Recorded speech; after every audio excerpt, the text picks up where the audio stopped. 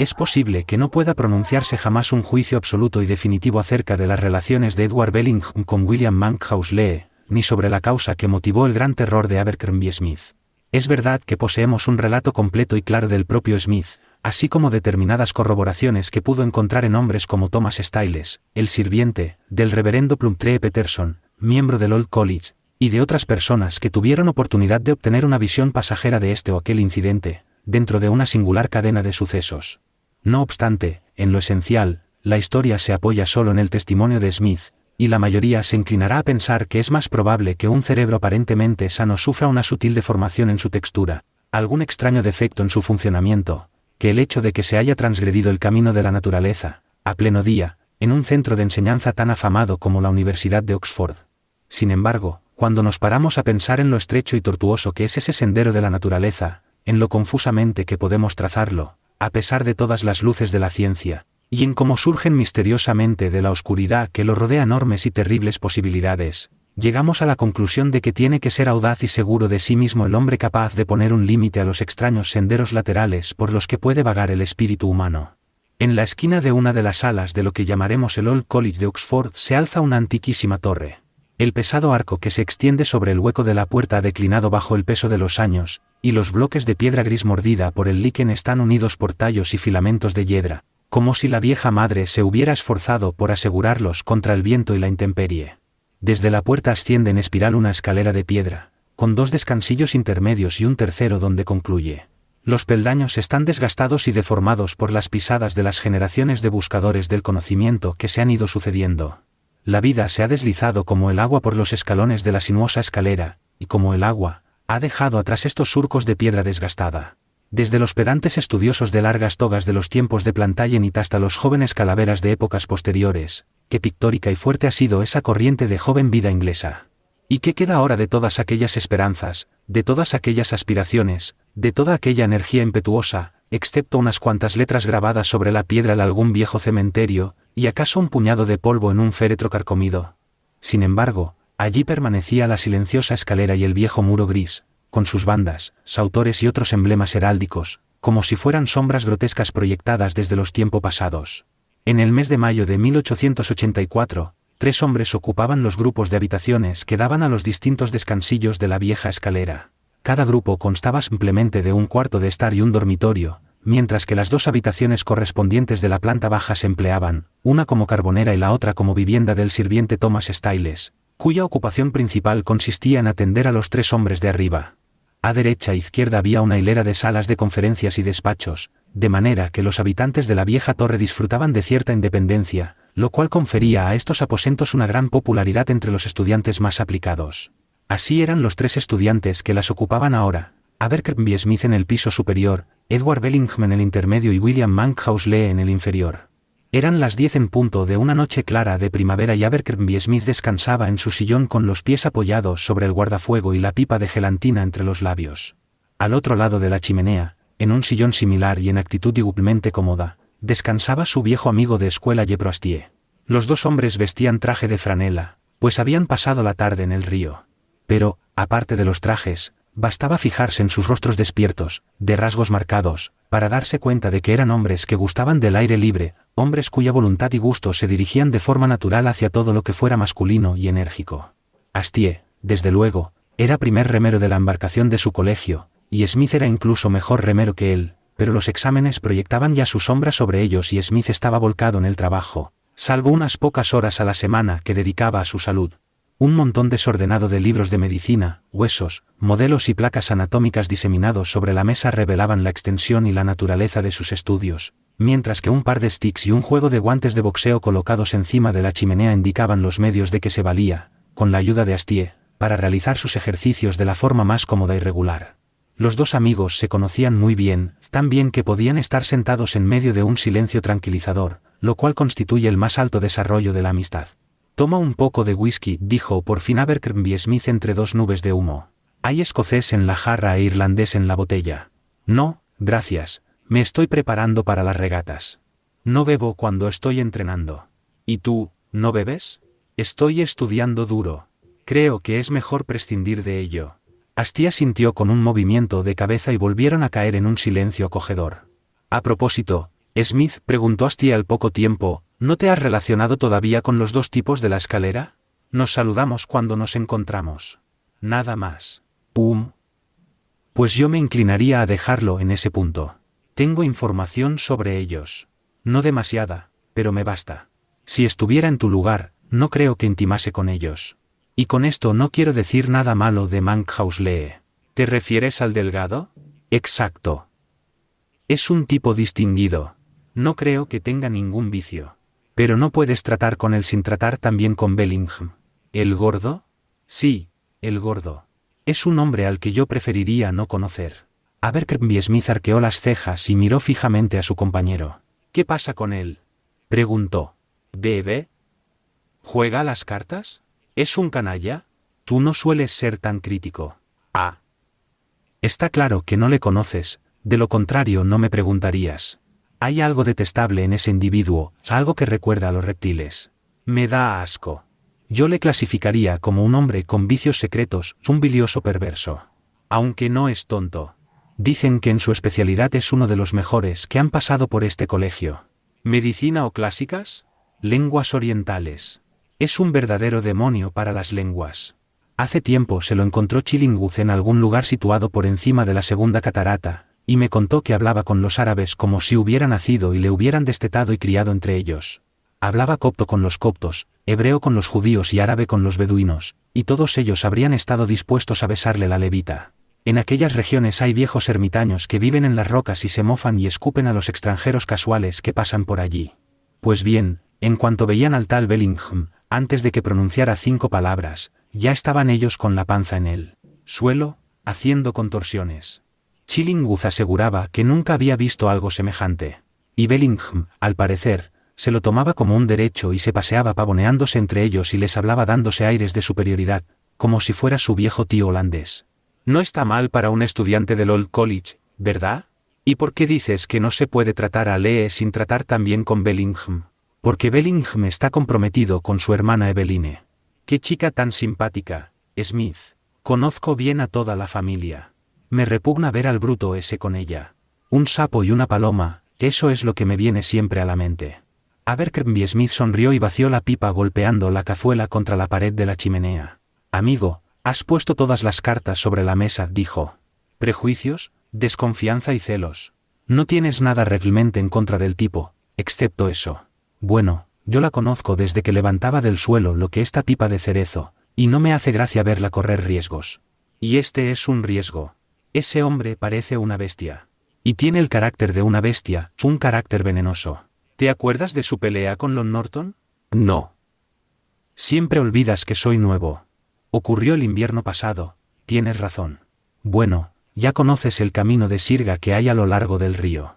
Por él marchaban varios compañeros, con Bellingham a la cabeza, cuando se encontraron con una vieja del mercado que venía en dirección contraria. Había llovido, ya sabes cómo se ponen esos campos cuando llueve, y el camino discurría entre el río y un gran charco casi tan ancho como el propio río. Bien, ¿qué hizo ese cerdo? No ceder el paso y empujar a la vieja, que cayó al barro con todas sus mercancías y quedó hecha un verdadero desastre. Fue una maldita canallada, y Lon Norton, que es un tipo educado, le dijo lo que pensaba al respecto. Una palabra llevó a otra y al final Norton terminó por aporrear las espaldas de su compañero con el bastón.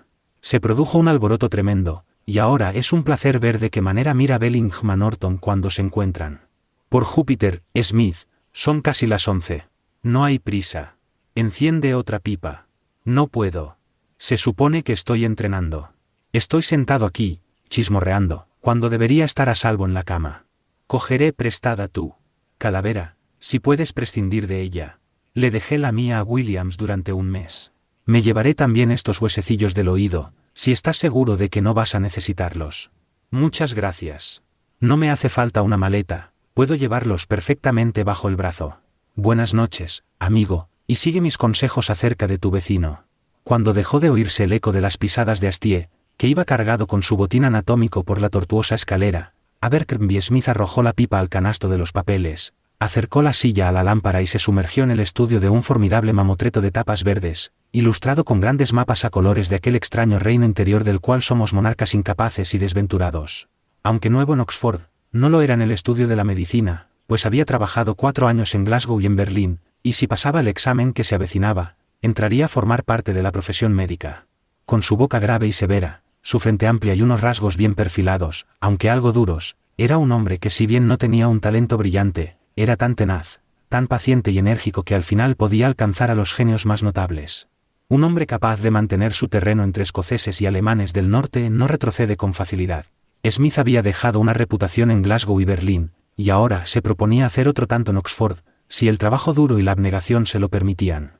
Llevaba estudiando cerca de 1 hora, y las manecillas del ruidoso reloj colocado en un lateral de la mesa iban rápidamente a juntarse encima del número 12, cuando un sonido inesperado llegó a los oídos del estudiante. Un sonido agudo y estridente, como el jadeo dificultoso de un hombre sometido a una fuerte emoción. Smith dejó el libro y ladeó la cabeza para escuchar. No se oía nada ni a derecha ni a izquierda, ni por encima de él, de modo que aquella interrupción provenía seguramente del vecino de abajo, el mismo vecino del que Astier acababa de darle informes tan desagradables. Smith apenas sabía nada de él, salvo que era un hombre de cara pálida y fofa, entregado al silencio y al estudio, un hombre cuya lámpara proyectaba un haz de luz desde la vieja torre incluso después de que él hubiera apagado la suya. Ese hábito compartido de estudiar hasta altas horas de la noche había creado entre ellos una especie de vínculo silencioso. Cuando las horas se deslizaban calladamente hacia el amanecer, Smith se sentía aliviado al saber que había alguien en su cercanía que concedía tan poco valor como él al sueño.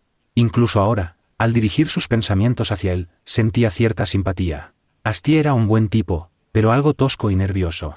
Desprovisto de imaginación o simpatía.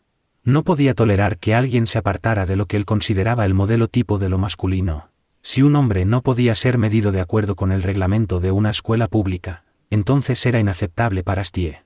Al igual que la mayoría de los hombres de cuerpo robusto, tenía tendencia a confundir la constitución con el carácter, a atribuir una falta de principios morales a lo que en realidad no era más que un problema de circulación sanguínea. Smith, que poseía una mente más despierta, conocía el carácter de su amigo, y lo tuvo en consideración ahora que sus pensamientos se dirigían hacia el hombre que vivía debajo de él. No se había vuelto a producir aquel extraño sonido, y Smith estaba a punto de reanudar su trabajo una vez más, cuando el silencio de la noche fue quebrado por un grito sordo, un verdadero quejido, como el de un hombre zarandeado violentamente más allá de su capacidad de control. Smith saltó de la silla y dejó el libro. Era un hombre de nervios templados, pero había algo en aquel repentino e incontrolado alarido de horror que le heló la sangre y le puso la piel de gallina. El hecho de que se produjera en un lugar como aquel y a una hora semejante, le hizo imaginar 1.000.000 de fantásticas posibilidades. ¿Debería bajar corriendo, o sería mejor esperar? Sentía esa especie de repugnancia nacional a hacer una escena y sabía tan poco de su vecino que se resistía a entrometerse alegremente en sus asuntos. Durante unos instantes le invadió la duda, pero mientras reflexionaba en el tema se escucharon en la escalera unos pasos precipitados y el joven Monkhouse Lee, a medio vestir y blanco como la ceniza, irrumpió en el cuarto. «Baja», jadeó. «Bellingham está enfermo». Abercrombie Smith le siguió escaleras abajo hasta el cuarto de estar que había debajo del suyo, y a pesar de que su atención estaba concentrada en lo ocurrido, no pudo evitar echar un vistazo curioso a su alrededor. Nunca había visto una habitación semejante, parecía más un museo que un cuarto de estudio. Las paredes y el techo estaban cubiertos con 1.000.000 de extrañas reliquias de Egipto y del Oriente. Figuras altas y angulosas, algunas con pesados fardos y otras con armas, acechaban en un inculto friso que se extendía alrededor de las 4 paredes. Por encima destacaban estatuas con cabeza de toro, de cigüeña, de gato de lechuza, junto a monarcas de ojos almendrados y coronas de víboras, y divinidades extrañas, como escarabajos, talladas en lapislázuli de Egipto. Horus, Isis y Osiris miraban furtivamente desde los nichos y estanterías, mientras que el cielo raso estaba cruzado por un verdadero hijo del viejo Nilo, un cocodrilo enorme de mandíbula colgante, sujeto por una doble lazada. En el centro de esta extravagante habitación se encontraba una gran mesa cuadrada, atestada de papeles, botellas y hojas secas de una planta elegante, similar a la palmera. Estos objetos dispares habían sido amontonados para dejar sitio a la caja de una momia, que había sido transportada desde la pared, como evidenciaba el hueco que quedaba allí, y colocada en la parte delantera de la mesa. La propia momia, una cosa horrenda, negra y arrugada, como una cabeza chamuscada en un arbusto retorcido, estaba casi fuera de la caja, con una mano que parecía más bien una garra y un huesudo antebrazo que descansaba encima de la mesa. Apoyado contra la pared de la caja había un amarillento rollo de papiro, y frente a él, en una silla de madera, estaba sentado el dueño de la habitación, con la cabeza hacia atrás y los ojos dilatados que miraban con horror hacia el cocodrilo que había colgado en el techo, en tanto que los labios amoratados y secos resoplaban pesadamente a cada exhalación de aire. Dios mío. Se está muriendo, gritó como un loco Monkhouse Lee. Era un joven delgado, bien parecido, de cutis moreno y ojos negros, más cerca del tipo español que del inglés, y con una exageración céltica en sus maneras que contrastaba con la flema sajona de Abercrombie Smith. No es más que un desmayo, creo, dijo el estudiante de medicina. Échame una mano. Cógele de los pies. Ahora al sofá. ¿Puedes tirar de un puntapié todos esos pequeños demonios de madera? Vaya desorden. Ahora se recuperará si le desabrochamos el cuello y le damos un poco de agua. ¿Qué diablos le ha ocurrido? No lo sé. Escuché un grito y salí corriendo. Yo trato mucho con él, ya sabes. Has sido muy amable al venir. Su corazón late como un par de castañuelas, dijo Smith, colocando la mano en el pecho de aquel hombre inconsciente. Me parece que el miedo le ha dejado fuera de combate. Échale un poco de agua. Vaya cara que tiene. Desde luego, era una cara extraña y de lo más repelente, pues el color y el perfil eran igualmente antinaturales. No estaba pálida, al menos no con la palidez propia del miedo, sino con una blancura exangüe, como la cara inferior de un lenguado. Era muy gordo, pero daba la impresión de haber sido todavía más gordo en otro tiempo, porque la piel le colgaba fofa, con arrugas y pliegues, y la cara parecía surcada por multitud de arrugas. Sus cabellos eran de color oscuro, duros y erizados como cerdas, y tenía unas orejas gruesas y arrugadas que sobresalían a cada lado. Los ojos de color gris claro estaban abiertos todavía, las pupilas dilatadas y los globos de los ojos como perdidos en una mirada de horror. Mientras le examinaba, Smith tenía la impresión de no haber visto jamás de forma tan evidente como en aquel rostro las señales de peligro que suele colocar la naturaleza, y sus pensamientos volvieron con mayor seriedad a las advertencias que Astier le había hecho tan solo una hora antes. ¿Pero qué demonios ha podido asustarle así?, preguntó. La momia. ¿La momia? ¿Por qué? No lo sé. Es monstruosa y mórbida. Me gustaría que se deshiciera de ella. Este es el segundo susto que me da. El pasado invierno ocurrió lo mismo. Me lo encontré igual, con esa cosa horrible frente a él. Pero, ¿qué pretende hacer con la momia? Bueno, es un maniático. Es su afición. Sabe más sobre estas cosas que cualquier hombre en Inglaterra. Yo preferiría que no supiera tanto. Creo que vuelve en sí. Una pizca de color empezó a extenderse por las lívidas mejillas de Bellingham y sus párpados se estremecieron levemente, como la vela de una embarcación después de una calma chicha. Apretó y abrió las manos, respiró de forma profunda y lenta entre dientes, sacudió la cabeza y lanzó una mirada de reconocimiento a su alrededor. Cuando sus ojos se posaron en la momia, saltó del sofá, agarró el rollo de papiro y lo arrojó dentro de un cajón. Después lo cerró con llave y volvió tambaleándose al sofá. ¿Qué ocurre?, preguntó. ¿Qué queréis, muchachos? Te pusiste a gritar y armaste un jaleo de 1000 diablos, dijo Monkhouse Lee. No sé lo que habría hecho contigo si nuestro vecino de arriba no hubiera acudido en tu ayuda. Bellingham hundió la cabeza entre las manos y estalló en una recalcitrante risa histérica. Basta. Déjalo ya, exclamó Smith, sacudiéndole bruscamente la espalda. Tienes los nervios de punta. Tienes que olvidar por esta noche esos juegos con las momias o acabarás chiflado. Ahora mismo estás como un hilo de telégrafo. Me pregunto, dijo Bellingham, si tú estarías tan sereno como yo si hubieses visto, ¿qué? Oh, nada. Me pregunto si serías capaz de permanecer de noche con una momia sin que se te alterasen los nervios. No dudo que tengas razón. Puede que haya trabajado demasiado últimamente, pero estoy bien ahora. No te vayas, por favor. Espera unos minutos, hasta que me haya tranquilizado. La atmósfera de la habitación está muy cargada, señaló Lee, abriendo la ventana y dejando que entrara el aire frío de la noche. Es resina balsámica, dijo Bellingham. Cogió una de las hojas secas que había encima de la mesa y la retorció encima del tubo de la lámpara. La hoja dejó escapar pesadas volutas de humo y la habitación se llenó de un aroma espeso y picante. Esta es la planta sagrada, la planta de los sacerdotes, remarcó. ¿Conoces algo de las lenguas orientales, Smith? Nada. Ni una palabra. La respuesta pareció quitarle un peso de encima al egiptólogo. A propósito, continuó, ¿cuánto tiempo transcurrió desde que bajaste hasta que recobré mis sentidos? No mucho. 4 o 5 minutos. Ya me imaginaba que no podía haber sido mucho, dijo, respirando profundamente. Pero qué extraña es la inconsciencia. No existe medida para ella. Yo no podría decir, según mis propias sensaciones, si fueron segundos o semanas. Ese caballero que está encima de la mesa fue embalsamado en los tiempos de la 11ª dinastía, hace unos 40 siglos, pero si pudiera accionar su lengua nos diría que este lapso de tiempo no ha sido más que un abrir y cerrar de ojos. Es una momia especialmente distinguida, Smith. Smith se acercó a la mesa y examinó con mirada profesional la forma negra y retorcida que tenía delante. Aunque horriblemente descoloridas, las facciones se conservaban perfectas, y dos ojillos parecidos a avellanas, seguían acechando desde las profundidades de las cuencas negras y cavernosas. La piel, cubierta de erupciones, aparecía tirante de un hueso a otro, y una maraña de cabellos gruesos y negros le caía por encima de las orejas. Dos dientes finos, semejantes a los de una rata, sobresalían por encima del labio inferior. Tal y como estaba, en una postura encogida, con las articulaciones dobladas y la cabeza estirada, aquel engendro horroroso sugería una vitalidad tan grande que el propio Smith se sobresaltó. Las costillas chupadas, recubiertas por algo que parecía pergamino, estaban al descubierto, y el abdomen, hundido y de color plomizo, mostraba la larga hendidura donde el embalsamador había dejado su marca. Sin embargo, los miembros inferiores estaban envueltos en un tosco vendaje amarillento. Desparramados por el cuerpo y el interior de la caja se veían pequeños trozos de algo similar a clavos de mirra y de casia. Ignoro su nombre, dijo Bellingham, pasando la mano sobre la arrugada cabeza. Como ves, el sarcófago exterior, que es el que lleva las inscripciones, se ha perdido. El título que tiene ahora es Lote 249. Está escrito en la caja. Ese es el número que tenía en la subasta donde lo adquirí. En sus tiempos debió de ser un tipo atractivo, observó Abercrombie Smith. Fue un gigante. La momia mide 6 pies y 7 pulgadas, y eso le convertiría en un gigante, porque los egipcios no fueron una raza demasiado robusta.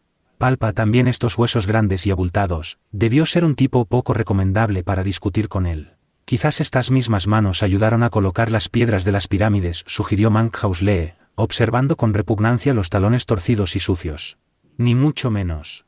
Este tipo fue conservado en natrón y cuidado con el estilo más refinado. No daban ese tratamiento a los simples peones. Con sal y betún tenían suficiente. Se calcula que esta clase de tratamiento venía a costar unas 730 libras de nuestra moneda actual. Nuestro amigo debió ser noble, por lo menos. ¿Qué piensas de esa pequeña inscripción que tiene cerca del pie, Smith? Ya te he dicho que no conozco ninguna lengua oriental. Ah, es cierto. Es el nombre del embalsamador, creo. Debe de haber sido un artesano muy concienzudo. Me gustaría saber cuántas obras modernas sobrevivirían durante 4000 años. Siguió hablando en tono desenfadado y animado, pero a Abercrombie Smith le parecía evidente que todavía le palpitaba el corazón de miedo. Le temblaban las manos, el labio inferior se estremecía levemente, y sus ojos, dondequiera que mirasen, se detenían siempre en su horrible compañero. Pero, a pesar del miedo, en el tono de voz y en sus maneras se adivinaba la satisfacción del triunfo. Le brillaban los ojos, y sus pasos, cuando caminaba por la habitación, eran firmes y confiados. Daba la impresión de un hombre que ha pasado por una experiencia terrible, cuyas marcas permanecen todavía patentes en el cuerpo, pero que le había ayudado a conseguir su objetivo. ¿Te vas ya?, exclamó cuando Smith se levantó del sofá. Parecía que el miedo le asaltaba de nuevo ante la perspectiva de volver a la soledad, y extendió una mano para detenerle. Sí, debo irme. Tengo que volver a mis estudios. Ya estás bien, aunque tal y como tienes el sistema nervioso creo que sería recomendable que dejaras de lado tus morbosos estudios. Oh, por lo general no soy nervioso.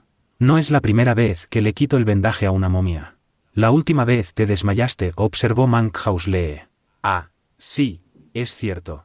Bueno, debo tomar algún tónico para los nervios o un tratamiento de electricidad. Lee, tú no te vas, ¿verdad? Lo haré si lo deseas, Ned. Entonces bajaré contigo y me tumbaré un rato en tu sofá. Buenas noches, Smith. Siento haberte molestado con mi imprudencia. Se estrecharon las manos, y mientras el estudiante de medicina subía por la irregular escalera, escuchó el sonido de una llave en la cerradura y los pasos de sus dos nuevos conocidos que descendían al piso inferior. De esta extraña manera comenzó la amistad entre Edward Bellingham y Abercrombie Smith, una amistad que este último, al menos, no deseaba llevar más lejos. Bellingham, sin embargo, parecía haberse encaprichado con su vecino de lenguaje rudo, y sus atenciones alcanzaron tal grado que Smith a duras penas podía rechazarlas sin dar muestras de una absoluta brutalidad.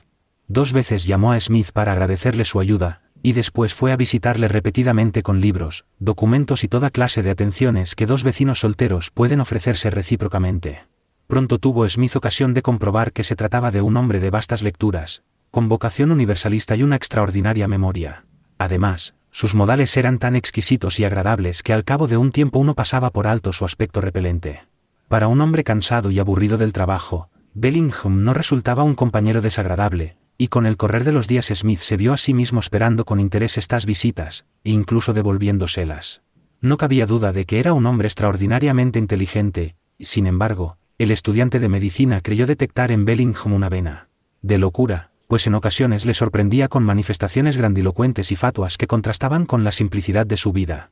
«Es maravilloso», exclamaba, «sentir que uno puede dominar los poderes del bien y del mal, ya sea un ángel custodio o un demonio vengador». También, en cierta ocasión, dijo de Monkhouse Lee. «Lee es un buen muchacho, un muchacho honesto, pero carece de energía y ambición. No es un socio adecuado para un hombre capaz de grandes empresas. No es un socio adecuado para mí».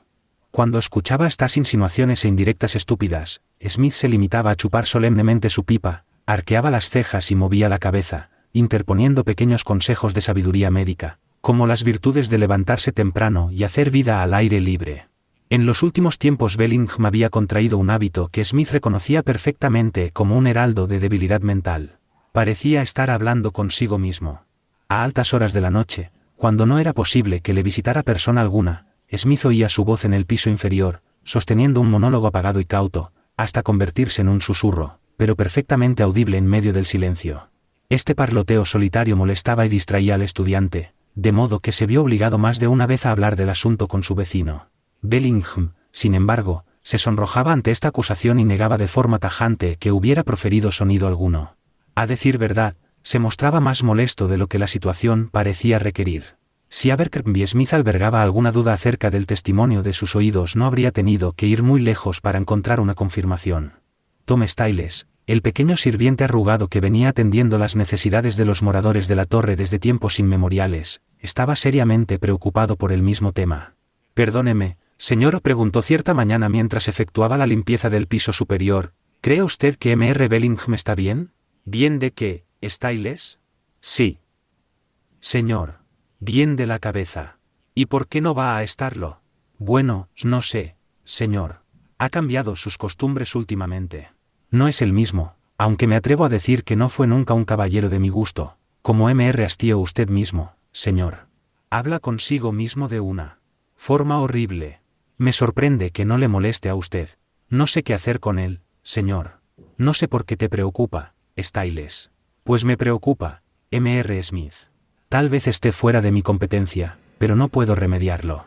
A veces me siento como el padre y la madre de mis jóvenes caballeros. Yo cargo con todo cuando las cosas se tuercen y se presentan los familiares. Pero Mr. Bellingham, señor, me gustaría saber quién se pasea a veces por su habitación cuando él está ausente y la puerta cerrada por fuera». «¿Qué? Estás diciendo tonterías, Styles?» «Puede que sí, señor, pero lo he oído más de una vez con mis propios oídos». «Bobadas, Styles». «Muy bien, señor. Toque la campanilla si me necesita». Abercrombie Smith no dio ninguna importancia a las habladurías del anciano sirviente, pero pocos días después ocurrió un incidente que produjo un efecto desagradable en su espíritu y le trajo a la memoria las palabras de Styles.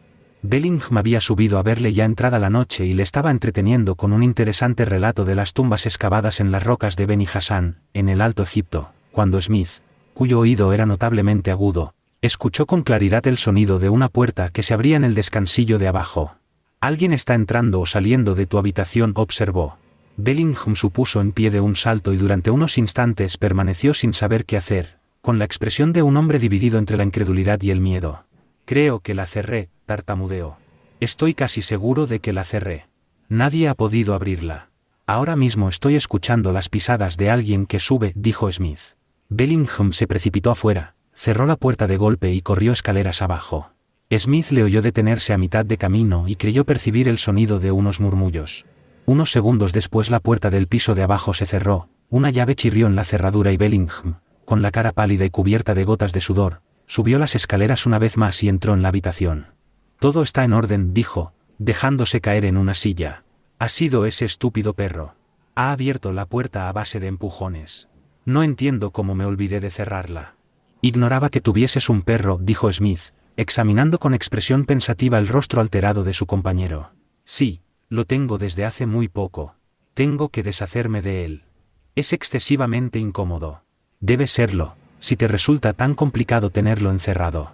Yo habría pensado que sería suficiente con cerrar la puerta, sin echar la llave. Quería evitar que el viejo Styles le dejara salir. Es un perro valioso y me disgustaría perderlo. Yo también soy aficionado a los perros, dijo Smith, mirando fijamente a su compañero por el rabillo del ojo. Tal vez pueda echarle una ojeada. Desde luego. Pero me temo que no puede ser esta noche. Tengo una cita. ¿Va bien aquel reloj?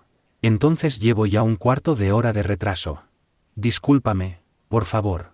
Cogió su gorra y salió apresuradamente de la habitación. A pesar de la cita, Smith le oyó entrar en su cuarto y echar la llave desde dentro. Aquella conversación dejó una impresión desagradable en el ánimo del estudiante de medicina. Bellingham le había mentido, y lo había hecho de una forma tan burda que parecía que tenía razones casi desesperadas para ocultar la verdad. Sabía que su vecino no tenía perro. Sabía también que las pisadas que había oído en la escalera no pertenecían a un animal.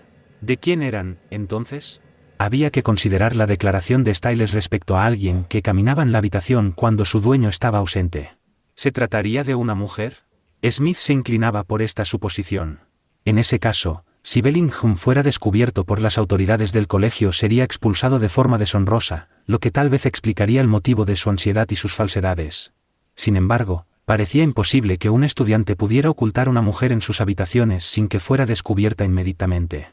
Cualquiera que fuese la explicación, se trataba de un asunto feo, y Smith, al volver a sus libros, decidió no alentar por más tiempo los intentos de intimar por parte de aquel vecino de palabras suaves y apariencia poco recomendable. Pero su trabajo estaba destinado a ser interrumpido aquella noche. Apenas había retomado el hilo de sus estudios se escucharon en la escalera las pisadas firmes y vigorosas de alguien que subía de 3 en 3 los peldaños, y Hassie, con chaqueta y pantalón de franela, irrumpió en la habitación. «Estudiando todavía», dijo, recostándose en la silla de madera. «Vaya pájaro empollón. Me parece que aunque se produjera un terremoto y Oxford quedase convertido en un sombrero de 3 picos, tú te quedarías tan tranquilo sentado con tus libros en medio de las ruinas. Pero no te voy a aburrir demasiado. 3 bocanadas de tabaco y desaparezco». «¿Qué noticias hay?», preguntó Smith, rellenando su pipa y apretando el tabaco con el dedo índice. «No demasiadas. Wilson ha hecho 70 por los novatos contra el 11 titular. Dicen que jugará en lugar de Buddicombe, porque Buddicombe está bajo de forma. Antes era capaz de lanzar, pero ahora no pasa de medias voleas y pelotas largas. Medio derecha», sugirió Smith, con esa gravedad que adoptan los universitarios cuando hablan de deportes. «Se inclina con demasiada rapidez, con un movimiento de pierna. Alarga el brazo unas 3 pulgadas o así. Era horrible cuando el terreno estaba húmedo. A propósito, ¿has oído lo de Lon Norton?» «No». «¿De qué se trata?» «Le han atacado». «¿Atacado?» «Sí, cuando volvía de High Street, a 100 yardas de la verja de Lloyd». «Pero, ¿quién?» «Ah, ese es el problema. Si dijeras, que, estaría más de acuerdo con la gramática. Norton jura que no era humano, y desde luego, al examinar los arañazos del cuello, me siento inclinado a darle la razón». «Entonces, ¿qué ha sido? ¿O es que nos las tenemos que ver con fantasmas?» Abercrombie Smith resopló con el típico desprecio del hombre de ciencia. «Bueno, no. No creo que se trate de eso, claro está. Más bien me inclino a pensar que si algún domador ha perdido últimamente un gran mono, y la bestia merodea por esta zona, el jurado le haría pagar una buena factura. Norton pasaba todas las noches por ese camino, a la misma hora. Las hojas de un árbol caen a poca altura del sendero, bueno, es el viejo olmo del jardín de Rani. Norton está convencido de que aquella cosa saltó sobre él desde el olmo. Sea como sea, estuvo a punto de ser estrangulado por 2 brazos que, según dice, eran tan fuertes y delgados como aros de acero. No vio nada, solo aquellos brazos bestiales que le atenazaban. Gritó como un loco, hasta que llegaron corriendo 2 compañeros y la cosa saltó por encima del muro, como si fuera un gato. En ningún momento pudo echarle la vista encima. Le dio un buen meneo a Norton, te lo aseguro. Le he dicho que eso ha sido tan bueno para él como una temporada en la playa.